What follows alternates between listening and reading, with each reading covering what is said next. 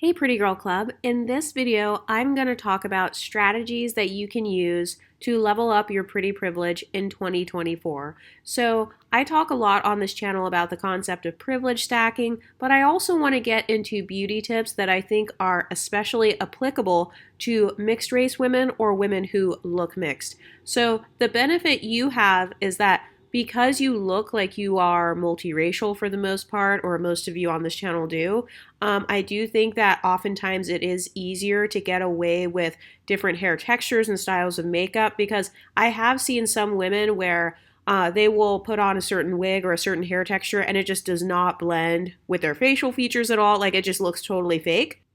But I'm going to talk about how to avoid having a super forced and super unnatural look. And I'm just going to share some of the things that I've done.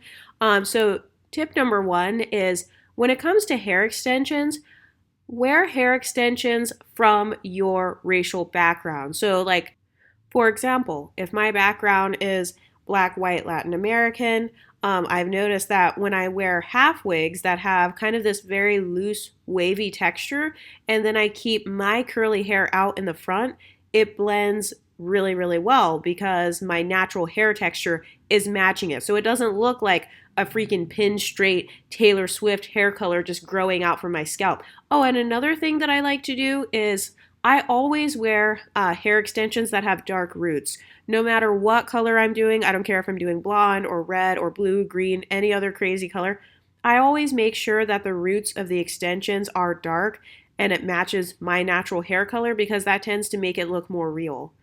I've noticed that a lot of people online, they make fun of synthetic wigs. I saw a lot of people talking about hard wigs, soft life. Okay, well, you can call synthetic wigs hard all you want, but I personally love synthetic wigs because synthetic wigs are some of the only wigs where the actual curl patterns match my natural curl pattern.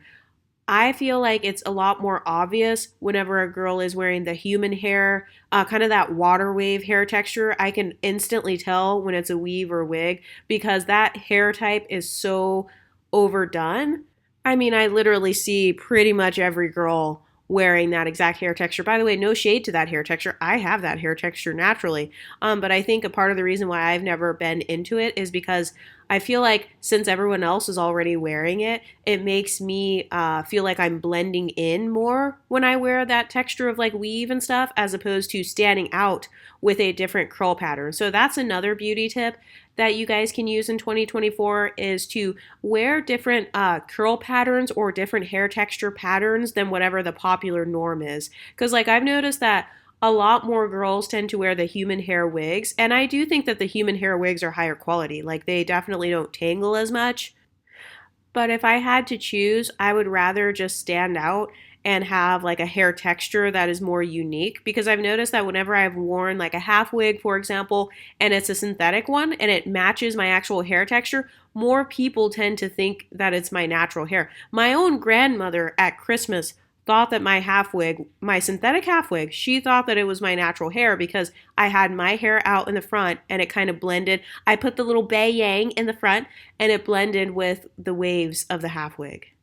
Another beauty tip I'm going to be using in 2024 is wearing cultural paraphernalia. So, you know how in the unambiguous community, a lot of people like to wear pro-black t-shirts or African head wraps and stuff like that. And that's cute, by the way. I'm actually planning on wearing an African head wrap when I go to the Martin Luther King Jr. parade. But if you are already multiracial or multicultural, one thing you can also do to stand out is you can wear like a necklace that has your flag on it. For example, if you have a Mexican background, you can wear a little necklace that has the Mexican flag on it, or a little charm bracelet that has your country's flag on it. If you are Blasian, you can do Aegyo Sal makeup, you can do Duyan makeup, and it's probably going to look amazing on you because it's more likely to blend in with your facial features if you're part Asian. Another tip that I feel like Exoticals have the right to do is playing into your different ethnicities. So let's say you are Black, white, and Asian. If one day you want to look more Black, quote unquote, like you want to wear braids or you want to wear something more Afrocentric, you have the right to do that. Let's say you're Black and white and one day you want to look more white or more European. I personally see nothing wrong with that because you are still representing your own family members. Let's say you're part Asian and you want to like wear your hair super straight and silky. I would say definitely flaunt that because that is something that I personally love doing. I love switching up my look.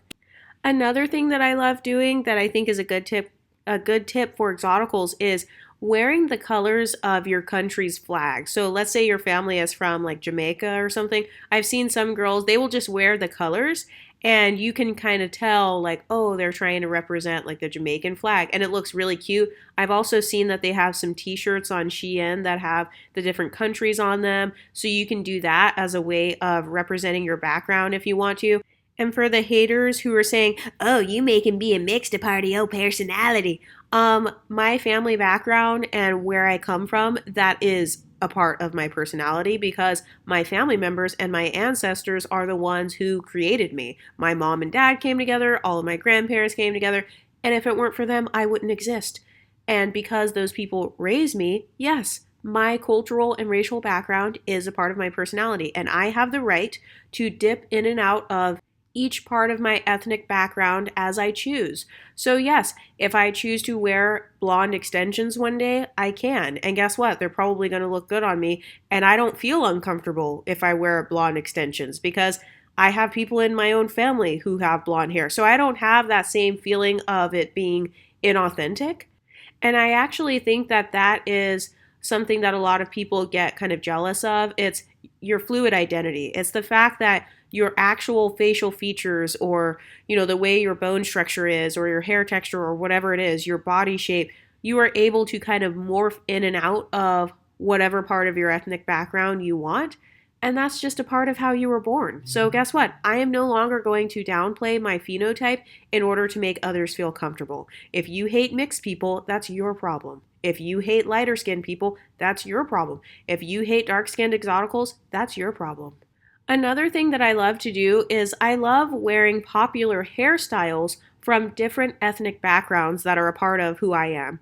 So I've seen some Blasian girls do this where they will wear like maybe they'll put chopsticks in their hair or they will do a certain hairstyle that is associated with a different part of their culture. I've also seen some women wear head wraps or they wear different hair accessories and different jewelry pieces. Maybe they are trying to represent their native background and so they like wearing the jewelry pieces, those big earrings and stuff that kind of accentuate those features in their face. I really do believe that if you're mixed race or if you look mixed, a lot of what you wear as far as hair color, jewelry and stuff like that, it can make you look like a totally different person.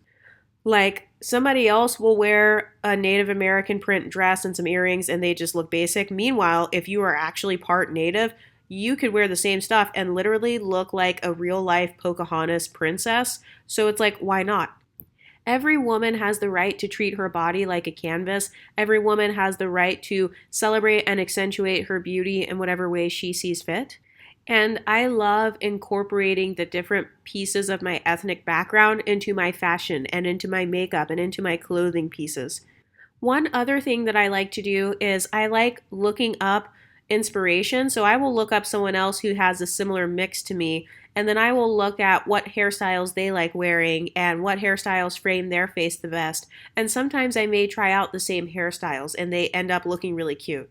Another thing that I forgot to mention is you can wear t-shirts or crop tops that have the icons from your ethnicity on the shirt. So you know how like in the Black community, a lot of people may wear t-shirts that have like Tupac or like certain hip hop artists on them. Well, let's say you are from the Latin American community or like that's a part of your background. You can wear t-shirts with Frida Kahlo on them or you know what I mean? You can put your favorite icons from your other ethnicities. You can wear that on your clothing if you want to. One thing that I actually like doing is I will go on Instagram and I will look up Latina-owned Instagram pages where they sell the sweatshirts and stuff or they sell different charm bracelets and all that. That is another good way that you can like support your own community and also incorporate that into your look. Because if you think about it, something as simple as a jewelry piece, that can be a conversation starter. Or like if you have a Black background and a Mexican background, they have t-shirts that say Black AF, Latina AF, or they have t-shirts for like people who have a Polynesian background. Or maybe if that's a part of your background, you can wear those pretty little flowers in your hair and then you look like Princess Moana or something. I really feel like if you are multiracial and multicultural, it's okay to represent those different cultures with your fashion choices or with your makeup choices. And also for the people who like to try to gaslight and say, well, you don't look mixed, it's like, okay, but I get to still wear the paraphernalia because it's an actual part of my background. And I don't have to worry about feeling like I'm appropriating another culture. I don't have to worry about feeling like I'm a fraud or anything like that because the fashion items that I'm wearing, the jewelry that I'm wearing, the t-shirt I'm wearing, the hairstyle I'm wearing, it is commonly found within part of my own people group. Another thing you can do is if there's a particular feature that you like about yourself, it could be your face, it could be like your eyes, your hair, maybe your lips, your cheekbones, or whatever. You can enhance that part of your face with your makeup, or you can show off that part of your face to represent your multicultural background. So I've heard some of you guys on here say that you have a darker complexion and you have type 3 hair and you have the typical monolid Asian eyes. Well, you can accentuate and play up your eyes because that is something that potentially makes you stand out, and that is a beautiful part of your heritage that you don't have to be ashamed to show. I know that sometimes in the Black community they feel like, oh, if you are kind of showing off any of your non-Black features, you hate yourself. But it's like, no, I don't hate myself because that's actually a part of myself. If you are part Asian and you have eyes that look like your Asian mother, then you have every right to show off the beauty of your eyes and the beauty of your features. I know for me, sometimes I like to show off the freckles on my face, so I won't cover them up with makeup. And then there are other times where I like to show off my lips and accentuate them and make them look bigger. It's your face, it's your body, and just because you are flaunting one feature over another, it doesn't mean that you hate that other feature. It just means that for today, you are representing a different type of beauty. It's not like if I wear blonde highlights, I'm trying to say that blonde hair is prettier than black hair. No, I'm just representing a different type of beauty that day.